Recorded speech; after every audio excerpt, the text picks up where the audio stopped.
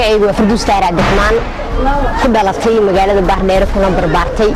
waxbarashadeeda qaybtii ugu dambeysay ku qaadatay magaalada caasimadda ee Muqdisho banayaashan isdhiibin ujeedada aan u qoray waxay ahayd markii aan tagay magaalada caasimadda ee Muqdisho kadib waxaan ogaaday oo aan dareemay sawirkii ahaa inay Muqdisho tahay magaalada qaraxa iyo dhimashada sawirka gidsan ee ah inay tahay Muqdisho magaalada rajada iyo farxadda magaalada quruxda magaalada niyadda dadkeedana inay yihiin dadka dhibanayaashan isdhiibin ah Muqdisho inay tahay magaalada samirka iyo magaalada isdhiibin sidaas ayaan u qaatay ciwaankan magaciisu yahay dhibanayaashan isdhiibin Baardheer waxay noqonaysaa magaalada sideedaad ee lagu soo bandhigo buugga dhibanayaashan isdhiibin Baardheer waa mid ka mid ah degmooyinka ugu qadiimsan degmooyinka Soomaalida waana degmo cilmiga iyo xadaaradda u saaxiiba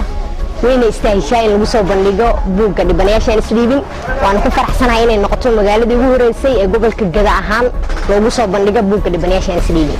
waxaan farxad gaar ah inaan magaalada Baardheer buuggayga ay ku wada aqrisanayaan iyagoo wax ku bixinin lacaga 270 buug oo aan keenay magaalada Baardheer waan ku wada bixiyay si bilaa lacaga waxaan ku faraxsanahay 270 ruux oo degmada Baardheer ka mid ah inay buuggayga ka faa'iideysan doonaan inay ka baran doonaan rajada iyo faa'iidada ay leedahay inay ka baran doonaan samirka iyo faa'iidada ay leedahay way qorshaysan tahay inaan tago degmada Garbahaarey aan soo booqdo maktabadeeda oo aan ku soo bandhigo buugga dhibanayaashan isdhiibin riyadeyda ugu muhiimsan waxay tahay meel qof kasta oo Soomaaliyeed uu joogo inuu buuggayga tago laguna akhristo